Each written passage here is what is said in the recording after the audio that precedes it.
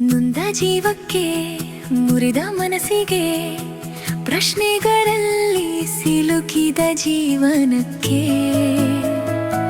ಬೆಳಕಿಗಾಗಿ ಅಲೆಯುವ ಹೃದಯಕ್ಕೆ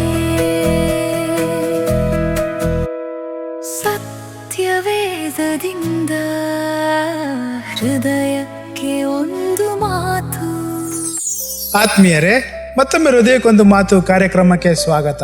ಪ್ರಿಯರೇ, ಇಂದು ನಾವು ನೋಡ್ಲಿಕ್ಕಿರುವಂಥದ್ದು ವಿಮೋಚನಾ ಕಾಂಡ 20ನೇ ಅಧ್ಯಾಯ ವಚನಗಳು 1-21. ನಿನ್ನೆ ನಾವು ಸೀನಾಯಿ ಪರ್ವತದ ಬಳಿ ನಿಂತಿದ್ದೇವೆ. ಜನರು ದೇವರ ಮಹಿಮೆಯನ್ನ ಕಂಡರು. ಗುಡುಗು ಇತ್ತು, ಮಿಂಚು ಇತ್ತು, ಪರ್ವತವು ತುಂಬಾ ಹೊಗೆಯಿಂದ ತುಂಬಿತ್ತು. ಜನರು ದೇವರ ಸನ್ನಿಧಿಯ ಮಹಿಮೆಯನ್ನ ಅನುಭವಿಸಿದರು.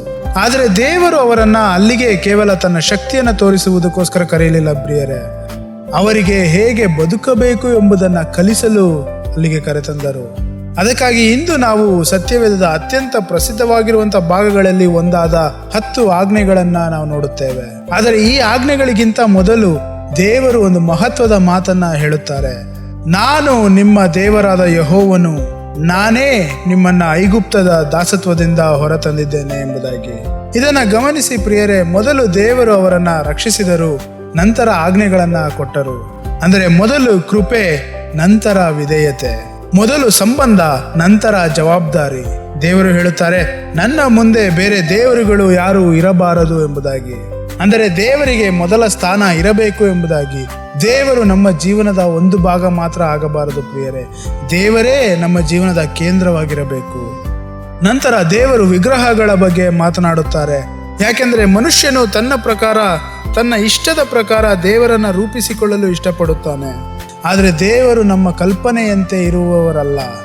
ದೇವರು ನಮ್ಮ ಕಲ್ಪನೆಯನ್ನ ಮೀರಿ ಇರುವಂತವರು. ದೇವರು ತಾನೇ ತನ್ನನ್ನ ಪ್ರಕಟಿಸಿಕೊಳ್ಳುವ ದೇವರಾಗಿದ್ದಾರೆ.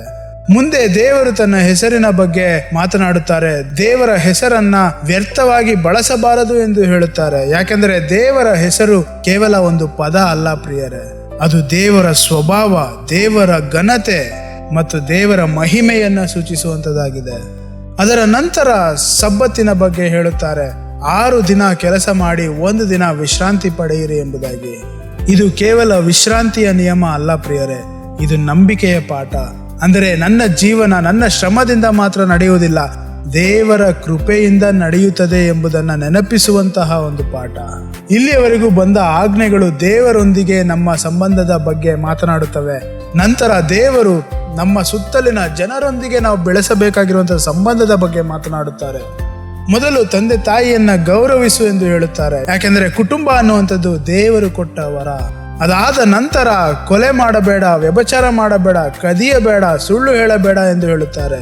ಈ ಎಲ್ಲ ಆಜ್ಞೆಗಳ ಹಿಂದೆ ಒಂದು ದೊಡ್ಡ ಸತ್ಯ ಅಡಗಿದೆ. ಪ್ರತಿಯೊಬ್ಬ ಮನುಷ್ಯನು ದೇವರ ಸ್ವರೂಪದಲ್ಲಿ ಸೃಷ್ಟಿಸಲ್ಪಟ್ಟಿರುವಂತವರು. ಆದುದರಿಂದ ನಾವು ಜನರನ್ನ ಗೌರವಿಸಬೇಕು. ಕೊನೆಯಲ್ಲಿ ದೇವರು ಲೋಭ ಪಡಬೇಡ ಎಂಬುದಾಗಿ ಹೇಳುತ್ತಾರೆ. ಈ ಆಜ್ಞೆ ಉಳಿದವುಗಳಿಗಿಂತ ಸ್ವಲ್ಪ ವಿಭಿನ್ನವಾಗಿರುವಂತಹ ಆಜ್ಞೆ ಪ್ರಿಯರೇ. ಯಾಕೆಂದರೆ ಇದು ಕೇವಲ ಹೊರಗಿನ ಕ್ರಿಯೆಯ ಬಗ್ಗೆ ಅಲ್ಲ, ಹೃದಯದ ಬಗ್ಗೆ ಹೇಳುತ್ತಾ ಇರುವಂತದ್ದು. ಯಾರು ನೋಡದೇ ಇರುವಂತಹ ಒಳಗಿನ ಆಸೆಗಳ ಬಗ್ಗೆ ಹೇಳುತ್ತದೆ. ಇದರ ಮೂಲಕ ದೇವರು ಒಂದು ವಿಷಯವನ್ನ ಸ್ಪಷ್ಟಪಡಿಸುತ್ತಾರೆ. ಪಾಪವು ಹೊರಗಿನ ಕ್ರಿಯೆಗಳಿಂದ ಆರಂಭವಾಗುವುದಿಲ್ಲ, ಅದು ಮೊದಲು ಹೃದಯದಲ್ಲಿ ಆರಂಭವಾಗುತ್ತದೆ ಎಂಬುದಾಗಿ.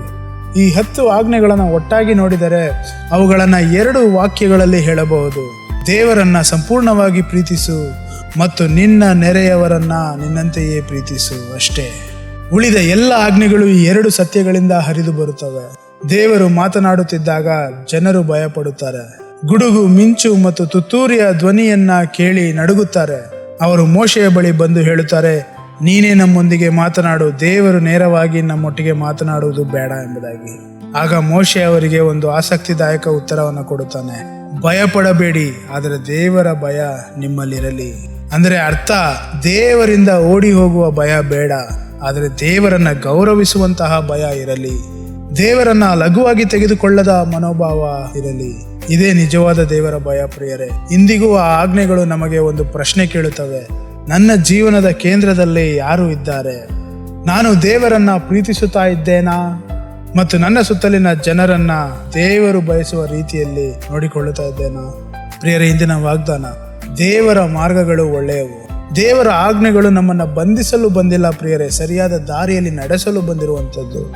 ಹಾಗಾಗಿ ನಾವು ಕೈಗೊಳ್ಳಬೇಕಾಗಿರುವಂಥ ಆಜ್ಞೆ ದೇವರನ್ನ ಪ್ರೀತಿಸಬೇಕು, ದೇವರ ವಾಕ್ಯಕ್ಕೆ ವಿಧೇಯರಾಗಿ, ಮತ್ತು ನಮ್ಮ ಜೀವನದಲ್ಲಿ ದೇವರಿಗಿಂತ ಬೇರೆ ಮೊದಲ ಸ್ಥಾನ ಯಾವುದೂ ಇರಬಾರದು. ಹಾಗಾದ್ರೆ ಇಂದು ನೆನಪಿಟ್ಟುಕೊಳ್ಳಬೇಕಾಗಿರುವಂತಹ ಸಂಗತಿ, ಸೀನಾಯಿ ಪರ್ವತದಲ್ಲಿ ದೇವರು ಕೇವಲ ನಿಯಮಗಳನ್ನ ಕೊಡಲಿಲ್ಲ ಪ್ರಿಯರೇ, ದೇವರು ತನ್ನ ಜನರಿಗೆ ಹೇಗೆ ಬದುಕಬೇಕು ಎಂಬುದನ್ನ ಕಲಿಸಿದರು. ಇಂದಿಗೂ ಆ ಆಹ್ವಾನ ಅದೇ ಆಗಿದೆ, ದೇವರನ್ನ ಪ್ರೀತಿಸಿ ಜನರನ್ನ ಪ್ರೀತಿಸಿ ಎಂಬುದಾಗಿ. ಪ್ರಿಯರೇ, ಮತ್ತೆ ಮುಂದಿನ ಸಂಚಿಕೆಯಲ್ಲಿ ಭೇಟಿಯಾಗೋಣ. ಅಲ್ಲಿವರೆಗೂ ದೇವರು ತೋರಿಸಿರುವಂತಹ ದಾರಿಯಲ್ಲಿ ನಡೆಯುವಂತಹ ಹೃದಯ ನಮ್ಮದಾಗಿರಲಿ.